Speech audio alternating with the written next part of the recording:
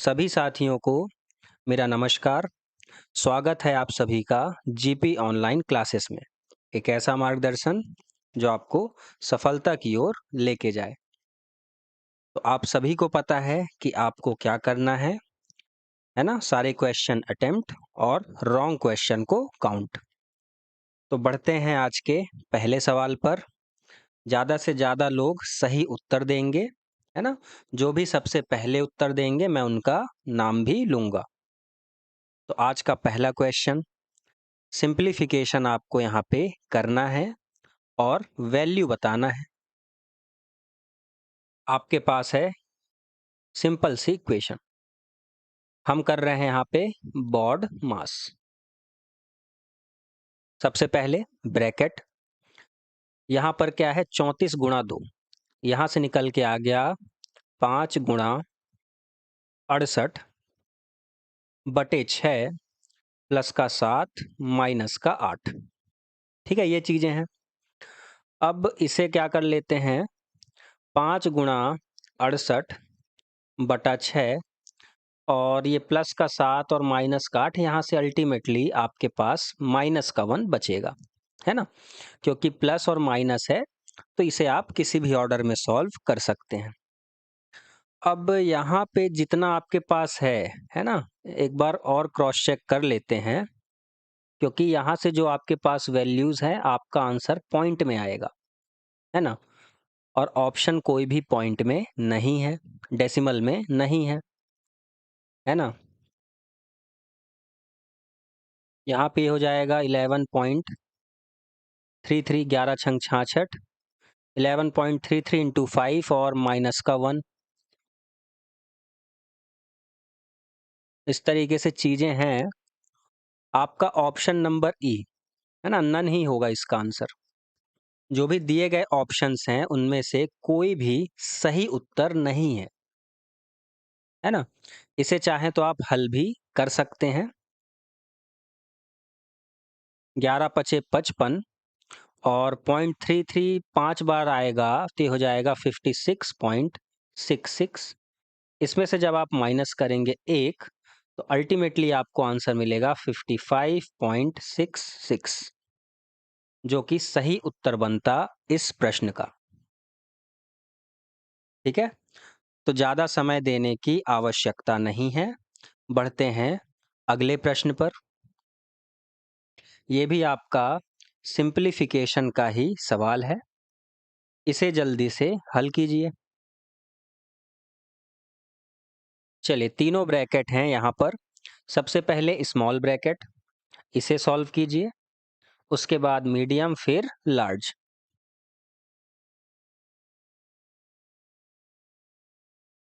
ठीक है, चलिए ऑप्शन बी और ऑप्शन डी, दो ऑप्शन किए हैं आपने आंसर के तौर पे। चलिए देखते हैं क्या है सही जवाब। सबसे पहले ये वाला ब्रैकेट, है ना, -1 से +1 जाएगा कट, बचेगा क्या यहाँ पे 2। ठीक है, बचेगा 2। 16, 8 माइनस 5 माइनस 2। अब यहाँ पे क्या बच गया, अल्टीमेटली आपके पास 2। अब 16, 8 माइनस 5 माइनस, देखिए ये क्या है, 2 गुणा 2 हो जाएगा 4 और माइनस का। ठीक, फिर 16, 8 माइनस 5 में से 4 गया, बचेगा कितना, 1। ठीक है, बचेगा कितना, 1। तो 8 माइनस 1 अल्टीमेटली कितना हो जाएगा, 16 गुणा 7। 16 गुणा 7 हो जाता है 112, यानी ऑप्शन नंबर बी। क्लियर है? आइए अगले प्रश्न पे। क्वेश्चन नंबर 63, एक और सिंप्लीफिकेशन का प्रश्न। ठीक है, बिना गलती किए इसे भी हल कीजिए। जल्दबाजी मत कीजिए, है ना? थोड़ा सा आप 4-5 सेकंड यदि और ले लें और उसकी वजह से आपका श्योर शॉट अगर क्वेश्चन सही होता है तो वो ज़्यादा सही है ना, एज कंपेयर टू जल्दबाजी के। जल्दबाजी आप तब करें जब आपके पास बिल्कुल समय ना हो।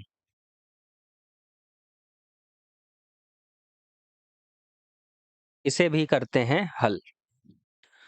हम क्या करेंगे, बॉड मास, है ना।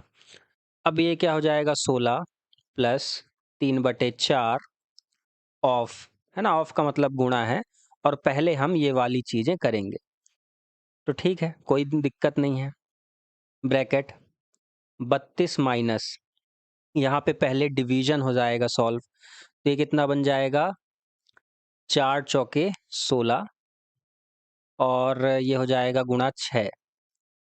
तो अगर मैं इसे लिखूं 4 छंग 24, तो डायरेक्ट यहाँ पर मैं लिख देता हूँ 24 प्लस का 23 माइनस का 11, है ना, प्लस का 3 और माइनस का 12,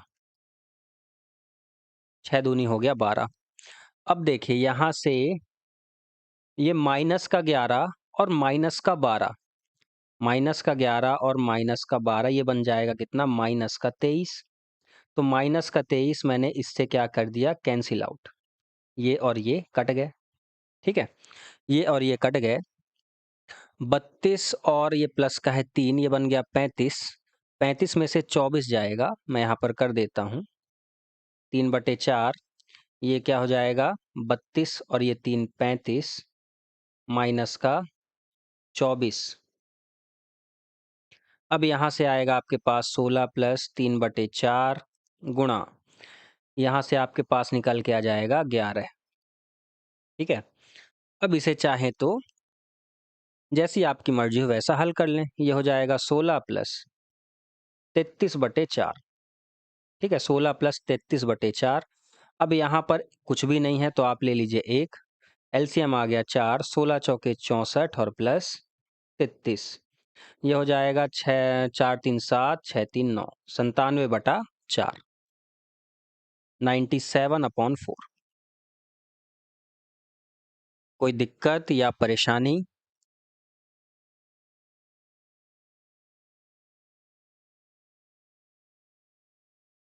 आइए क्वेश्चन नंबर 64 पे।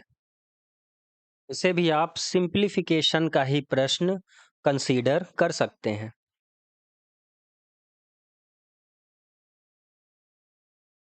चलिए हल करें जल्दी से। परसेंटेज में चीजें आपको यहाँ पर करनी है। 370 का 88%, 210 का 24%, इसमें से क्या घटाया जाए कि 118 के बराबर हो जाए।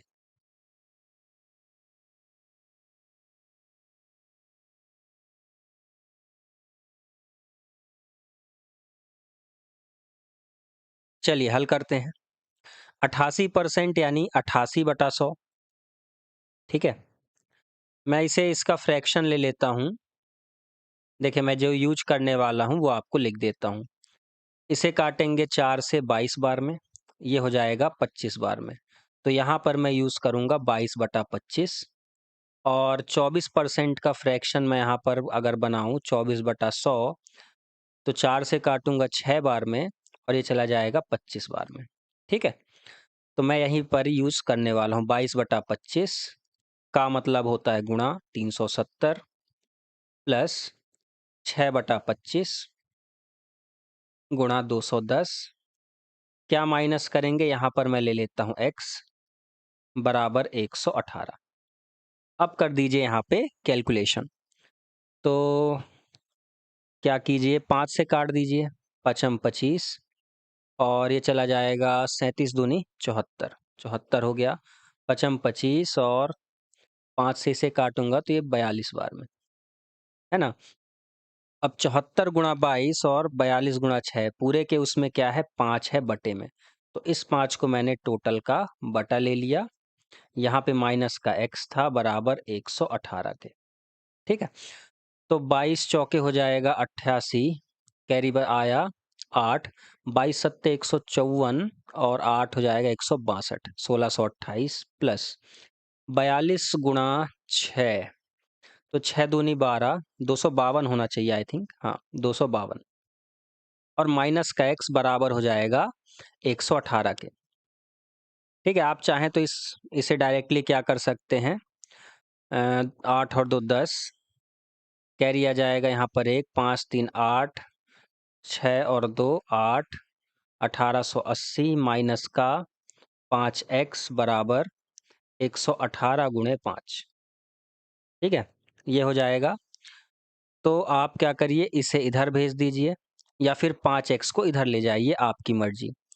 तो 1880 मैं इसे इधर ले जा रहा हूँ, 5x को उधर, तो 118 गुणा 5 हो जाएगा 500 और 18 पंचे 90, 590 बराबर 5x।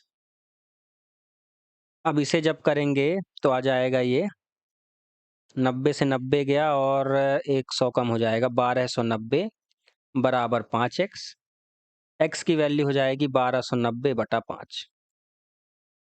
इसे काट दीजिए, 5 दूनी 10 बचा 2 29, 5 25 बचा 4 40, 8 पंचे 40, 258, ऑप्शन नंबर बी। ठीक है, स्टेप बाय स्टेप किया ताकि किसी को कोई डाउट ना हो। जब आप अपनी कॉपी में सॉल्व करेंगे तो और कम लाइन में इसे सॉल्व कर पाएंगे, है ना।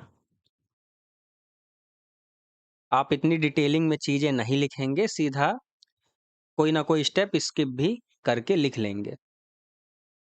चलिए, क्वेश्चन नंबर 65। यहां पर आपसे पूछा गया है किसी संख्या के 3/7 के 1/3 का 2/5 भाग 15 है, उस संख्या का 40% क्या है।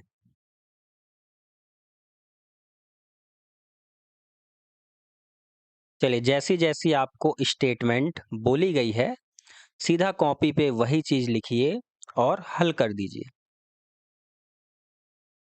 देखिए क्या लिखा है, 2/5 of 1/3 of 3/7 of a number, number नहीं पता, हमने ले लिया x। ये कितने के बराबर है, 15 के।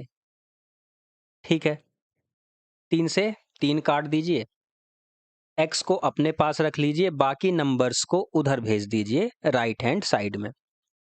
x बराबर 15, जो चीज यहाँ डिवीजन में थी वहां जाके मल्टीप्लाई में हो जाएगी, 5 गुणा 7 और बटे में आ जाएगा 2।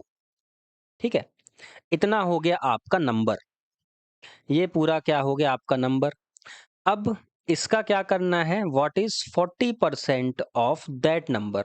तो अगर मैं नंबर का केवल 40% निकालना चाहूं, 40% ऑफ दैट नंबर, तो मैं क्या कर देता हूं, सीधा 40/100, या तो मैं इसका फ्रैक्शन ले लूं 2/5, तो वही चीज मैं 2/5 का गुणा यहाँ पर कर देता हूँ, 15 गुणा 5 गुणा 7/2 गुणा 2/5, जो कि 40% मुझे बताना था। 2 से 2 कट गया, 5 से 5 कट गया, x बराबर कितना हो गया, 15 सत्ते 105, यानी ऑप्शन नंबर कौन सा हो जाएगा, डी।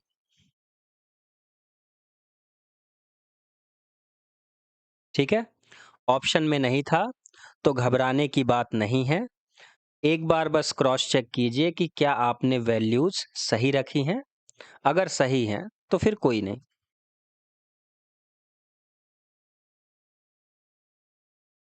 चलिए, क्वेश्चन नंबर 66।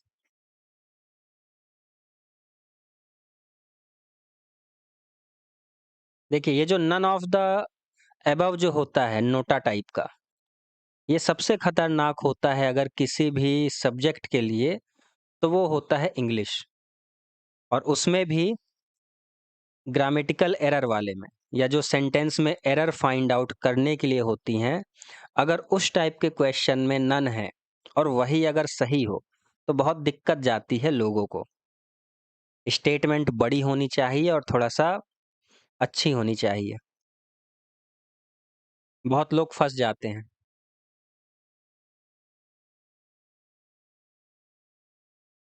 चलिए, परसेंटेज का क्वेश्चन। एक विद्यार्थी ने एक संख्या को 5/3 के बजाय 3/5 से गुणा किया। हमें बताना है गणना में प्रतिशत त्रुटि, परसेंटेज एरर कितना। देखिए, इस टाइप का क्वेश्चन इजी होता है। सबसे पहले आपको पता होना चाहिए कि आप शुरुआत कैसे करेंगे अगर आपसे इस टाइप का प्रश्न पूछा जाए।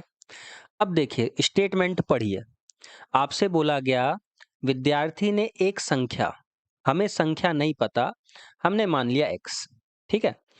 अब इसको क्या किया, 5/3 के बजाय 3/5 से।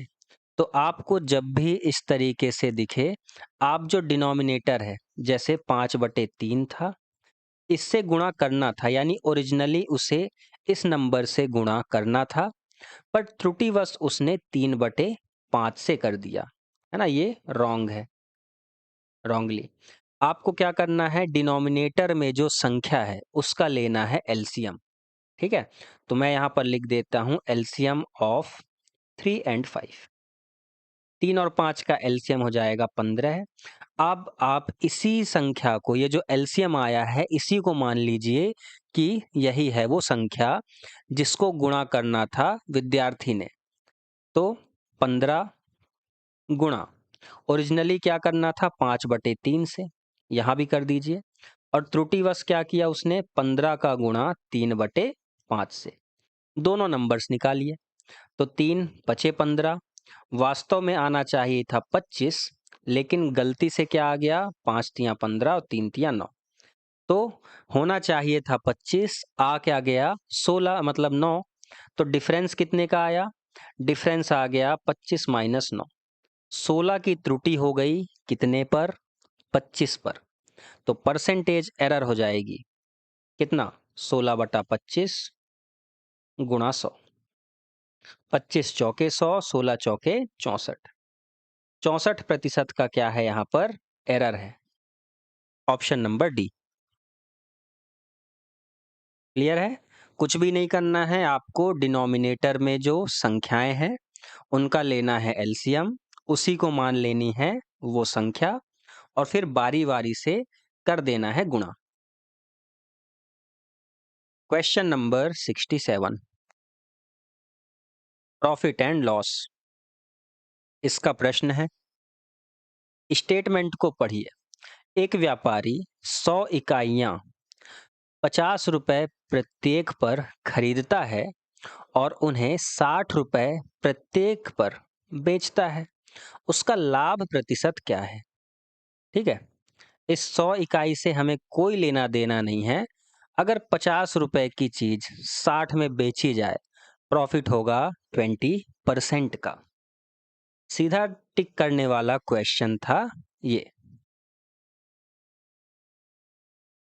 यहाँ पर चाहे 100 इकाइयाँ, 2000, 50,000 कुछ भी होता, हमें उससे लेना देना नहीं था। बस ये देखना था कि जो वो इकाइयाँ बेच रहा है, क्या उसे थ्रू आउट पूरी इकाइयों को उसी रेट से बेच रहा है या नहीं, है ना। यहाँ पर देखिए, 50 में हर एक यूनिट खरीदा और 60 रुपए में हर एक यूनिट बेचा। तो 10 रुपए का फायदा हर एक यूनिट पे होगा, और हर एक यूनिट का प्राइस था 50। गुणा कर दीजिए 100 से, प्रॉफिट आ गया 20%। क्वेश्चन नंबर 68, अगेन आपके पास प्रॉफिट एंड लॉस का ही प्रश्न है। यहाँ पर आपको 3 व्यक्ति दिख रहे हैं, है ना।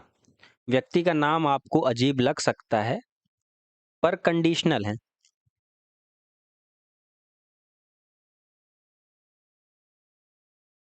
चलिए पढ़िए ध्यान से। ए एक वस्तु बी को 20% लाभ पर, बी उसे 10% हानि पर सी को बेचता है। यदि सी इसके लिए 540 रुपए का भुगतान करता है, तो ए ने इसे किस कीमत पर खरीदा? ए की कॉस्ट प्राइस यहाँ पर बतानी है, हमें सी की कॉस्ट प्राइस दी गई है। देखिए यहाँ पर हमें नहीं पता ए ने कितने रुपए में वस्तु खुद खरीदी थी। हम मान लेते हैं कि ए का सीपी क्या है, एक्स। ए का सीपी बराबर एक्स। अब एक्स अगर किसी वस्तु को 20% लाभ पर बेचे, तो जो भी सीपी रहा होगा इसका 120 बटा 100, ये हो जाएगा बी का क्या, कॉस्ट प्राइस, और ए का सेलिंग प्राइस। फिर बी ने इसे 10% हानि पर बेचा। अगर 10% की हानि, तो सेलिंग प्राइस बी का क्या होगा, 90%, यानी 90 बटा 100, और ये हो जाएगा सी का सीपी। सी का सीपी बोलिए या बी का एसपी बोलिए। और सी ने इसे कितने में खरीदा, 540 में, तो ये बराबर हो जाएगा 540 के। ये हो जाएगा 6, ये हो जाएगा 5, ये हो जाएगा 9 बटा 10। x बराबर हो जाएगा 540 गुणा 5 गुणा 10 बटे, यहाँ पे 6 था और 9 था, तो 6 से काट दीजिए, 9 छक्का 54, ये चला गया 90 से 10 बार में, 10 गुणा 10 100, 100 गुणा 5 500। ए का सीपी बन गया 500 रुपीज।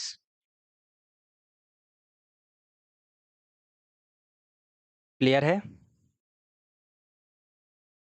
चलिए क्वेश्चन नंबर 69।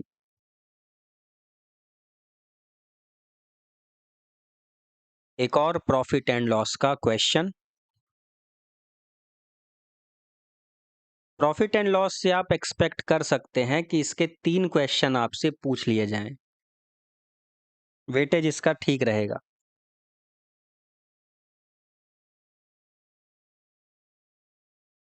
जब राम ने अपनी पुस्तक 255 रुपए में बेची, तो उसे 15% की हानि हुई। यदि वह 5% का लाभ कमाना चाहता है, तो उसे किस कीमत पर बेचना चाहिए? ठीक है, एक सेलिंग प्राइस आपको दिया गया है जिस पर उसे 15% की हानि हो रही है। आपसे दूसरा सेलिंग प्राइस पूछा जा रहा है जिस पर 5% का लाभ मिले। ठीक है, तो सीधा आपका वो सेलिंग प्राइस क्या हो जाएगा, आप सीधा क्या करिए, जो रेट है 255 है, इस पर बेचने पर चूंकि 15% की हानि हुई थी, है ना, यानी ये केवल 85% की वैल्यू है, तो 85 रखिए नीचे। पूछा कितने का जा रहा है, पूछा जा रहा है 5% लाभ वाला, तो अगर 5% का प्रॉफिट हो, तो हमारा एसपी क्या हो जाएगा, 105% हो जाएगा सीपी का, यानी 105 की वैल्यू पूछी जा रही है, 85% की वैल्यू बताई गई है। अब इसे कर दीजिए सॉल्व। 5 से काटेंगे 21 बार में, 5 से काटिए 17 बार में, 17 से चला जाएगा, 17 एक कम, 17 बचा 8, 17 अपना 85, 15 गुणा 21, 210 प्लस 105, ये हो जाएगा 315। Option number B.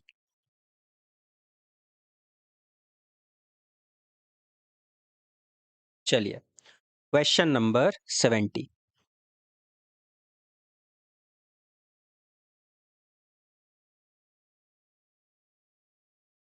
साधारण ब्याज का प्रश्न यहां से शुरू हो गया है।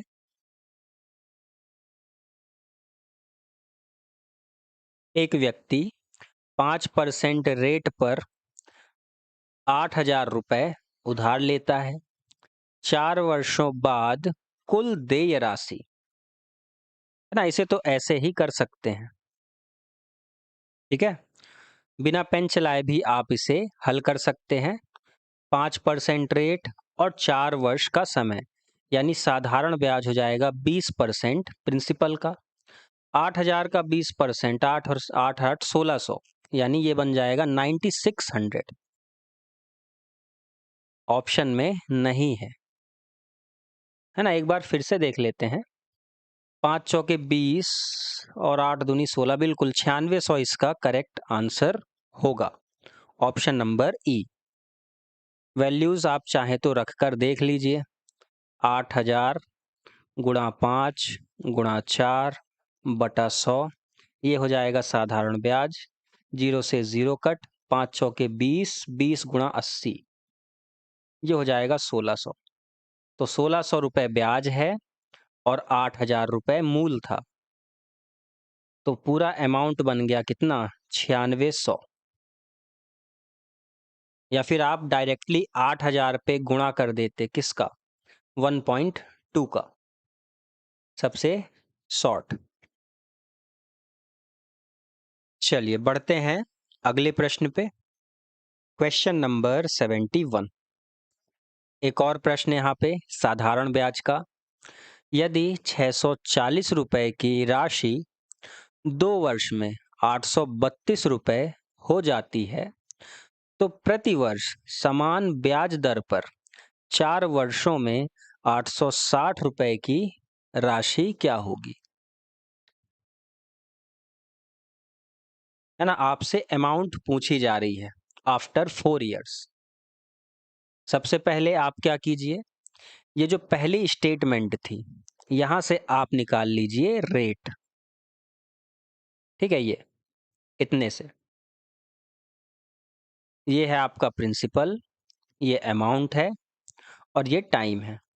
तो यहां से आप निकाल लीजिए साधारण ब्याज और रेट ऑफ इंटरेस्ट निकाल लीजिए, और वही रेट ऑफ इंटरेस्ट आप पुट कर दीजिए यहाँ पे, है ना। तो देखिए, सबसे पहले साधारण ब्याज के लिए हम क्या करेंगे, 832 में से 640 घटाइए, ये हो जाएगा 192। अब रेट ऑफ इंटरेस्ट हो जाएगा साधारण ब्याज 192 गुणा 100 बटा प्रिंसिपल 640, समय था 2 वर्षों का। 0 से 0 कट, 64 गुणा 3 192, 2 पंचे 10, रेट आ गया 15%। 15% क्या हो गया रेट। और यहाँ पर समय देखिए, समय कितना है, 4 वर्षों का, है ना। तो 15 चौके 60, 60% होगा ब्याज और 100% तो प्रिंसिपल था ही। और एक बार अगर आप ऑप्शन में नजर दौड़ाएं तो बाकी सारे ऑप्शंस दोगुने हैं। अकेला एक ऑप्शन है ऐसा जो 60%, 1.6 टाइम्स होगा, किसका? 860 का। तो आप चाहें तो डायरेक्टली अमाउंट निकाल सकते हैं कि 860 गुणा कर दीजिए यहाँ पे 4 और कितना, 15, तो 15 चौके 60, है ना। 1.6 टाइम्स या फिर 160 बटे 100 से, 0 से 0 कट, 0 से 0 कट, 16 छक्का 96, कैरी आ गया 9, 16 अट्ठे 128 और 9 137, 1376, है ना। यहाँ पर मैंने क्या किया, अमाउंट बराबर क्या होता है, प्रिंसिपल जमा साधारण ब्याज। प्रिंसिपल अपने लिए 100% था, ब्याज यहाँ पर rate into time, R into T, percentage of P. तो 15 गुणा 4 किसका? पी का। तो 60% यहाँ पर ब्याज, 100% यहाँ पर प्रिंसिपल, दोनों जुड़ेगा तो 160% हो जाएगा। आप चाहें तो साधारण ब्याज भी निकालकर 860 में जोड़ सकते हैं। आइए क्वेश्चन नंबर 72 पे। एवरेज का क्वेश्चन है। 20 छात्रों की, अच्छा 20 की कक्षा के छात्रों की औसत ऊंचाई। थोड़ा सा करेक्शन है यहाँ पे। कक्षा में क्या है, 20 छात्र हैं जिनकी औसत ऊंचाई 105 सेंटीमीटर है। यदि 120 सेंटीमीटर की औसत ऊंचाई वाले 10 और छात्र कक्षा में शामिल होते हैं, तो कक्षा की औसत ऊंचाई कितनी हो जाएगी? देखिए, आपके पास पहले स्टूडेंट कितने थे? 20 थे। इनकी हाइट का एवरेज कितना था? 105। फिर 10 और स्टूडेंट थे, इनका औसत कितना था हाइट का? 120। मैं क्या करता हूँ, कम वाले को औसत मान के चलता हूँ, यानी जिसका एवरेज कम है मैंने उसी को औसत माना। तो 105 मैंने माना औसत, और अब मैं ये देखूंगा कि कितने बच्चे ऐसे हैं जो इस औसत से ज़्यादा वैल्यू लेकर आ रहे हैं और मेरे औसत से कितना ज़्यादा लेकर आ रहे हैं। तो मैंने देखा कि 10 बच्चे ऐसे थे जो इस एवरेज से ज़्यादा हाइट के थे। और कितनी ज़्यादा हाइट के? तो हाइट में अंतर आपको दिख रहा है कि ये बच्चे 15 सेंटीमीटर ज़्यादा हाइट का था इनका एवरेज। तो 10 गुणा 15 बटे ये जो एक्स्ट्रा है ये सभी छात्रों में डिस्ट्रीब्यूट हो जाएगा। तो टोटल छात्र हमारे कितने हो गए? 30। तो बटे कर दीजिए 30।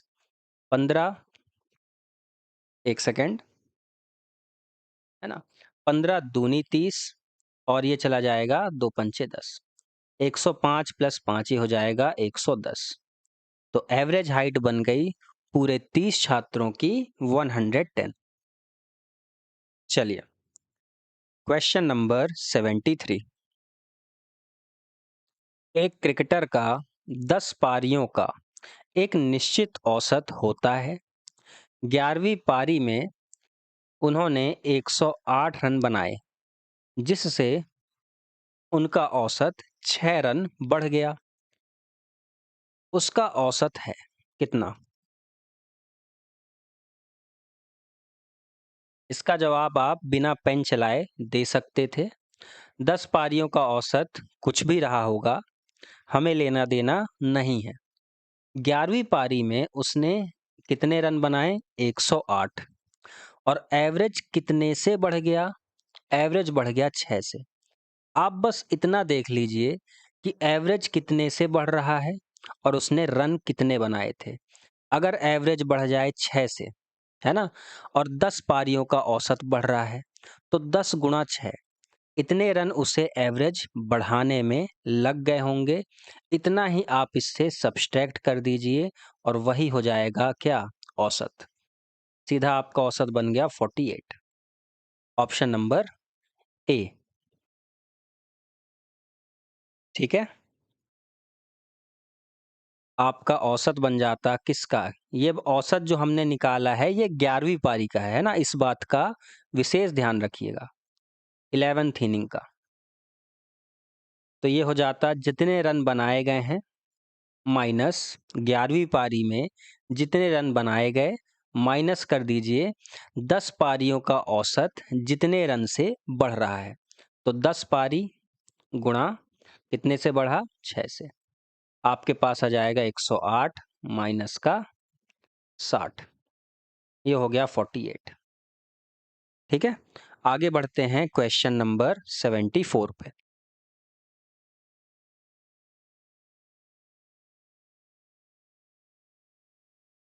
यहाँ पर बोला गया 6 और 34 के बीच की सभी संख्याओं का औसत ज्ञात कीजिए जो 5 से डिविजिबल है। ठीक है, ये क्वेश्चन है आपका रिपीटेड और कम से कम 4 से 5 बार रिपीट हुआ है, 4 to 5 टाइम्स। जिसका सही उत्तर क्या है? 10 और 30, है ना, इसका बीच का औसत 20 हो जाएगा। Option number B. करवाने की आवश्यकता नहीं है क्योंकि कई बार रिपीट हुआ है। आइए क्वेश्चन नंबर 75 पे।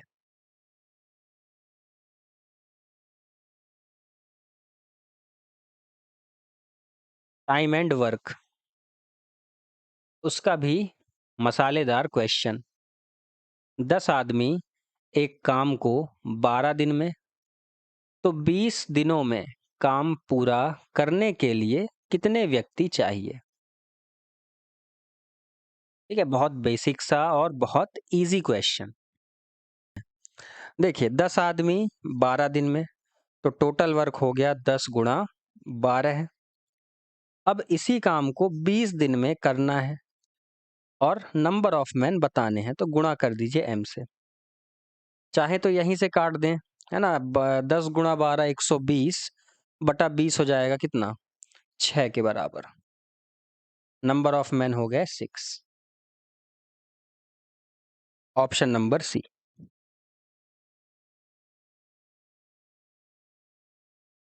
ये क्वेश्चन नंबर 76 पे।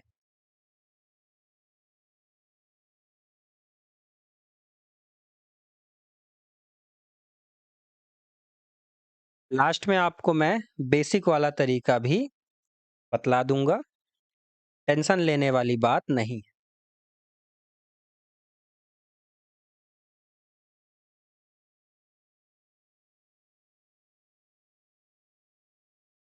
चलिए एक और प्रश्न टाइम एंड वर्क का पूछा गया है। पी और क्यू एक काम को क्रमशः 30 और 40 दिन में कर सकते हैं।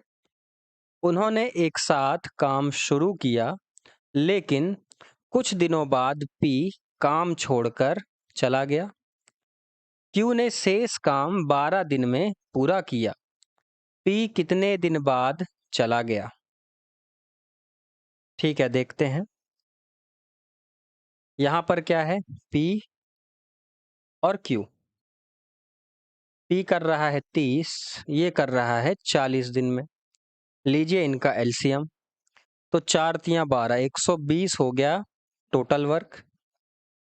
पी की क्षमता 4, क्यू की क्षमता 3, है ना। डिवीजन कर दीजिए टोटल वर्क से नंबर ऑफ डेज का। अब यहां पर क्या है, हमें बोला गया है कि कुछ दिन बाद पी ने काम छोड़ दिया और क्यू ने शेष काम 12 दिन में पूरा किया। क्या यहाँ पर क्यू के काम छोड़ने की बात की गई? आप कहेंगे नहीं। यानी काम जो छोड़ा है वो पी ने छोड़ा है और क्यू लगातार काम करता रहा स्टार्ट से एंडिंग तक, और लास्ट के 12 दिन अकेले क्यू ने काम किया। तो हम ये निकाल लेते हैं कि लास्ट 12 डेज में, आखिरी 12 दिनों में क्यू ने कितना काम किया। ठीक है, आखिरी 12 दिन में क्यू ने काम किया होगा कितना, 12 गुणा जितनी क्यू की क्षमता है। तो क्यू की इफिशियंसी है 3 काम प्रतिदिन की। तो 12 तिया 36, 36 यूनिट काम अकेले, मतलब क्यू ने अकेले किया। अब जो काम शेष बच गया, है ना, जितना काम शेष बचा वो काम पी और क्यू दोनों ने मिलकर किया होगा। तो 120 माइनस 36, ये हो जाएगा 84।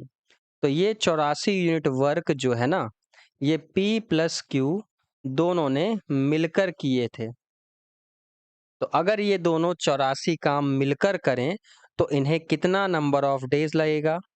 आप कहेंगे 84 बटे पी और क्यू दोनों की क्षमता जुड़ जाएगी 4 + 3। तो 84/7, इसे काटिए तो आपको मिलेगा 12। यानी 12 दिनों तक दोनों ने मिलकर काम किया। उसके बाद क्यू काम छोड़कर चला गया। यानी after 12 days, option number C. ठीक है, आइए क्वेश्चन नंबर 77 पे।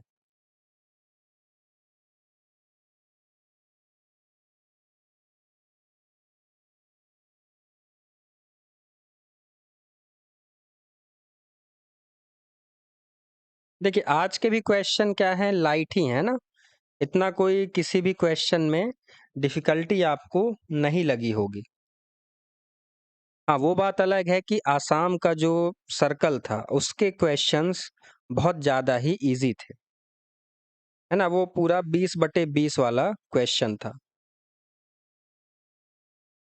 एक बस 7 घंटे चलती है। पहला आधा भाग 30 की चाल से, दूसरा आधा भाग 40 की चाल से। दूरी ज्ञात करनी है ना। और आपको यहाँ पर दिख रहा है कि आपको टाइम दिया है और दो अलग अलग स्पीड भी दी गई है।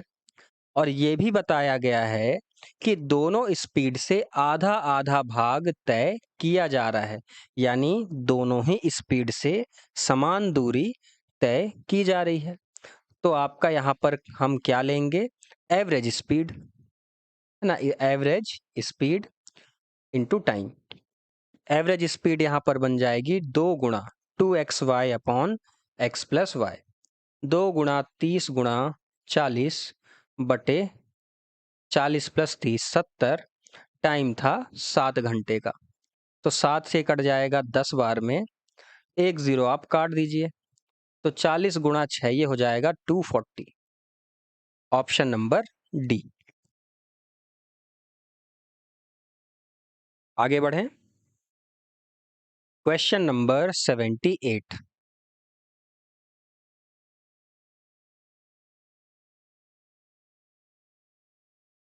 चलिए एक और स्पीड एंड डिस्टेंस का प्रश्न।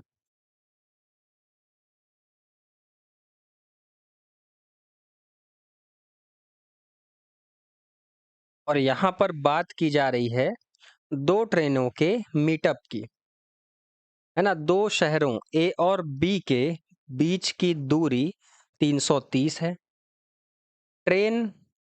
एक ट्रेन सुबह 8 बजे ए से शुरू होती है और 60 की रफ्तार से बी की ओर चलती है। दूसरी ट्रेन 9 बजे बी से शुरू होती है और 70 की चाल से ए की ओर चलती है। वे किस समय मिलते हैं? ठीक है, आई थिंक ये वाला क्वेश्चन भी आपका रिपीटेड है। ये किसी ना किसी पीवाईक्यू में आपका आ चुका है 2023 में।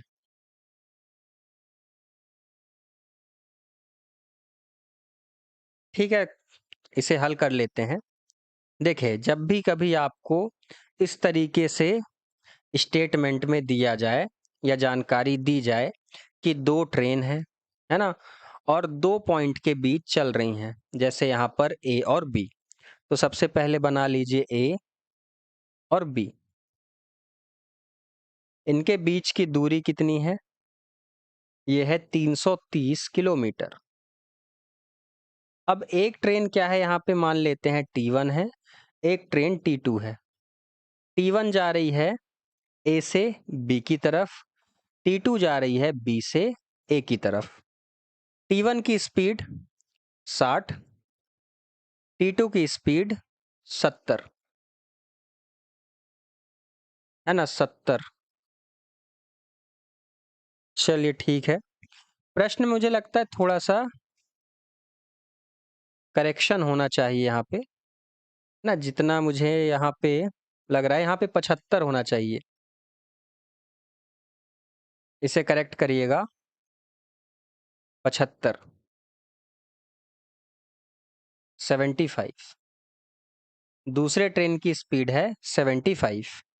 ठीक है, तो एक ट्रेन हमारी 60 की चाल से ए से बी की ओर, दूसरी ट्रेन 75 की चाल से बी से ए की ओर चल रही है।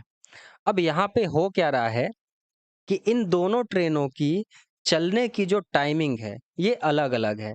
हमारी जो ट्रेन ए है, जो T1 है, वो 8 बजे शुरू करती है, 8 बजे निकलती है, और जो T2 है वो 9 बजे निकलती है। बस यहाँ पे आपको एक ही चीज का ध्यान देना होता है कि आपको उस टाइम पर चीजों को ले जाना है जहां पर दोनों ट्रेनें चलना शुरू करेंगी। यानी आप प्रश्न में वो डिस्टेंस लेंगे जब दोनों ट्रेनें चलना शुरू कर देंगी। तो हमारी दूसरी ट्रेन चूंकि 9 बजे चलेगी, तो हमें यहाँ पे जाना होगा 9 बजे के टाइम फ्रेम पर। तो जब 9 बजेंगे तब तक हमारी T1 जो है वो 1 घंटे चल चुकी होगी। अगर मैं 8 से 9 की बात करूं तो ट्रेन 1 हमारी 8 बजे चलना शुरू कर दी होगी और 1 घंटे यात्रा कर लिया होगा। किस चाल से? 60 की चाल से। तो 1 घंटे में ये 60 किलोमीटर की दूरी तय कर लेगी और 9 बजे कहाँ पे पहुंच जाएगी? इस पॉइंट पर, ए से 60 किलोमीटर दूर। तो अब हमारी T1 यहाँ है और T2 अब यहाँ से चलना स्टार्ट करेगी। तो दोनों ट्रेन के बीच में अब डिस्टेंस कितनी बची? तो ये 330 ना होके अब केवल 270 किलोमीटर की दूरी दोनों के बीच में बची है। और दोनों चूंकि एक ही दूसरे की तरफ आ रही हैं, है ना, एक दूसरे की तरफ चलना शुरू कर दी हैं, तो आपको जो टाइम लगेगा वो लगेगा डिस्टेंस अपॉन रिलेटिव स्पीड। जब कभी दोनों ट्रेनें एक दूसरे की तरफ चलें तो आपका रिलेटिव स्पीड क्या हो जाएगा, s1 plus s2।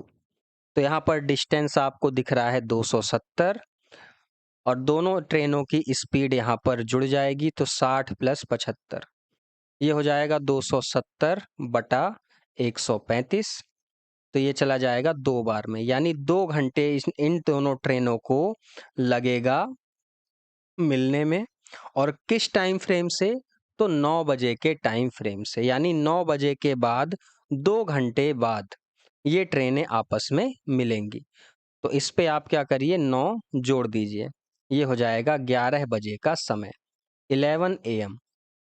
Option number B. Question number 79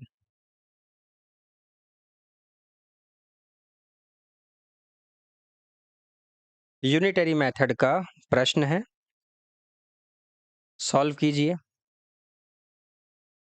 यदि 4 मशीनें 6 घंटे में 240 यूनिट का उत्पादन कर सकती हैं तो 8 मशीनें 9 घंटे में कितनी यूनिट का उत्पादन कर सकती हैं,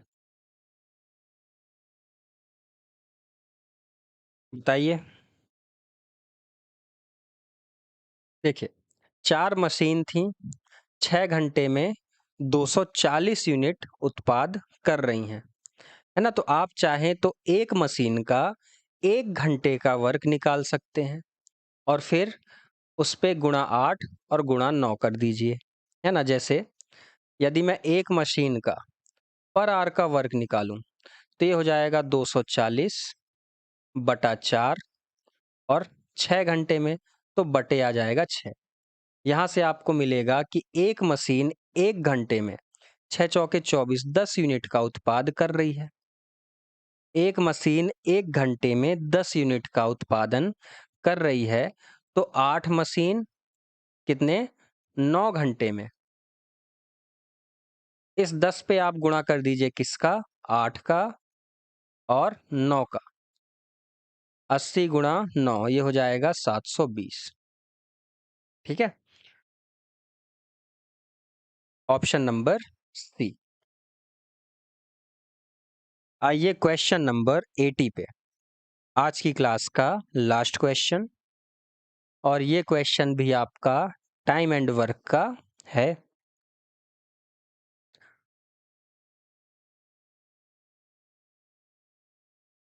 एक किले में 2000 सैनिकों को 20 दिनों तक पर्याप्त भोजन मिलता था, लेकिन कुछ सैनिकों को दूसरे किले में स्थानांतरित कर दिया गया और भोजन 25 दिनों तक चला। ये क्वेश्चन भी आपका क्या है, रिपीटेड है ना। ये भी किसी ना किसी पीवाईक्यू में रिपीट हुआ है। चलिए, वेलकम। देखिए, आप निकाल लीजिए यहाँ से टोटल कितना भोजन है। तो 2000 सैनिकों का 20 दिनों का भोजन था, तो इतना हो गया हमारे पास टोटल फूड। अब कुछ सैनिक चले गए और भोजन 25 दिनों तक चला, तो आप चाहे तो 2000 माइनस एक्स रख लीजिए, तो आपको सीधा वैल्यू मिल जाएगी। या फिर आप चाहे तो एक्स रख दें कि हमें नहीं पता कि कितने सैनिकों ने खाना खाया, लेकिन खाना 25 दिनों तक चला। तो एक्स बराबर क्या हो जाएगा, 25 से चला जाएगा 80 बार में, और ये हो जाएगा 80 गुणा 20, 1600। तो x बराबर हो गया कितना, 1600। तो अगर 1600 व्यक्ति खाएं तो खाना चलेगा 25 दिन। तो पहले व्यक्ति थे 2000 और बाद में सेकंड केस में व्यक्ति हैं कितने, 1600। तो स्थानांतरित हुए कितने, 2000 में से 1600 घटा दीजिए, ये हो जाएगा 400। यानी 400 व्यक्ति कहाँ गए, स्थानांतरित हुए। Option number A. चलिए, तो अब सभी अपने अपने स्कोर्स बताएं। आज के क्वेश्चन में आपसे कितनी गलतियां हुई, और जिनको जिस भी क्वेश्चन में डाउट है उसका नंबर कमेंट बॉक्स में लिखें।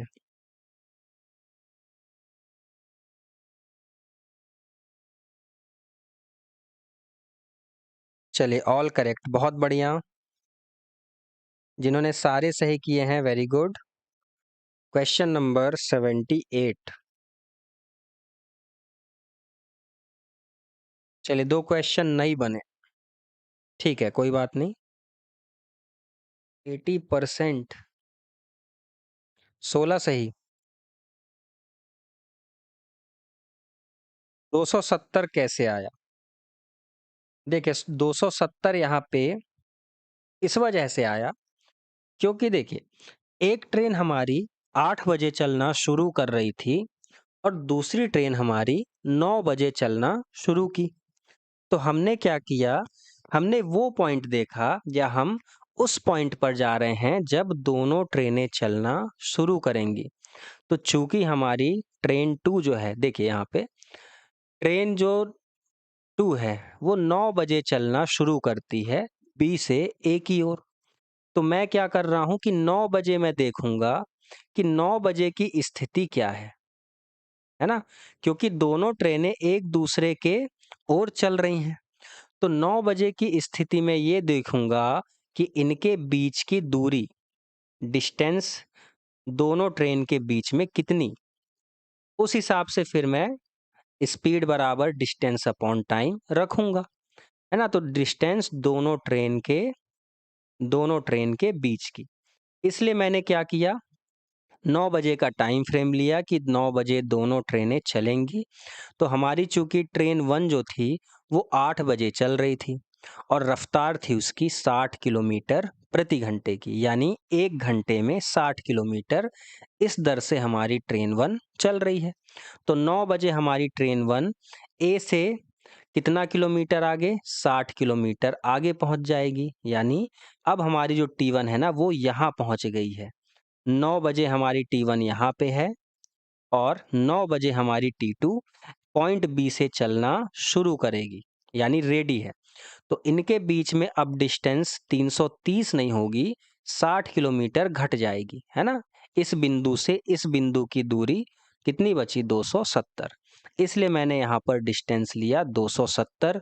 चूंकि दोनों ट्रेनें एक दूसरे की ओर बढ़ रही हैं, इस केस में आप क्या करेंगे, रिलेटिव स्पीड लेंगे।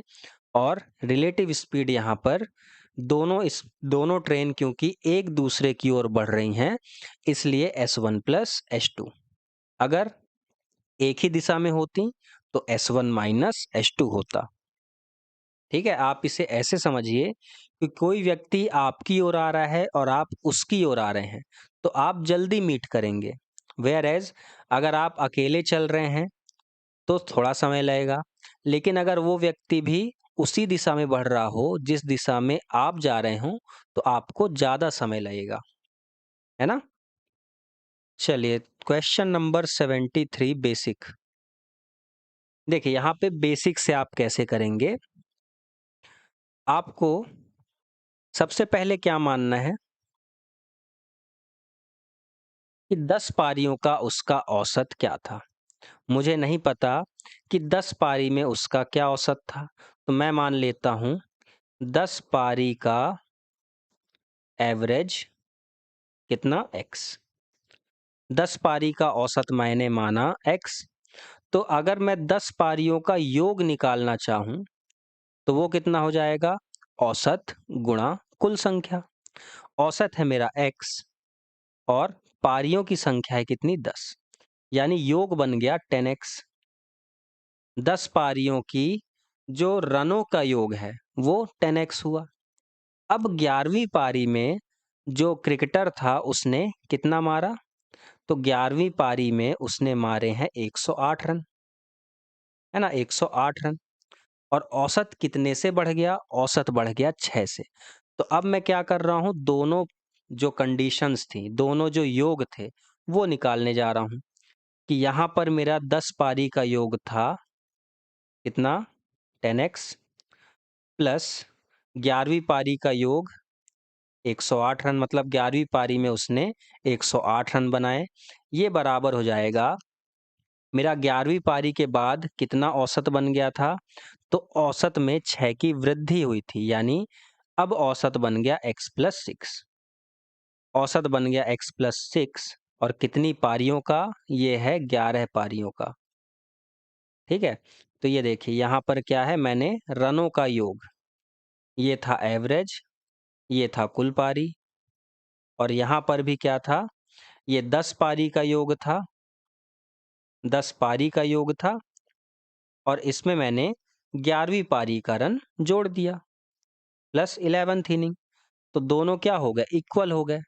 अब आप इसे कर दीजिए हल, तो ये हो जाएगा 10x प्लस 108 बराबर 11x प्लस 11 छंग 66। x को x की तरफ ले जाइए, 66 को उधर भेज दीजिए, तो आपके पास क्या आ जाएगा, ये आ जाएगा x बराबर, है ना, 66 इधर जाएगा तो ये हो जाएगा 42, ये बराबर हो जाएगा x के। ठीक है, x बराबर 42। और आपने स्टार्ट में x क्या माना था, आपने x माना था 10 पारी का औसत, यानी 10 पारियों का औसत हो गया 42, और चूंकि 10वीं पारी में 10वीं पारी के बाद 11वीं पारी में जब उसने 108 रन मारे, तो औसत 6 रन से बढ़ गया, और हमसे बढ़ा हुआ औसत ही पूछा जा रहा है।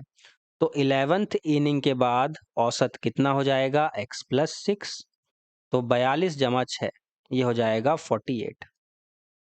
Option number A.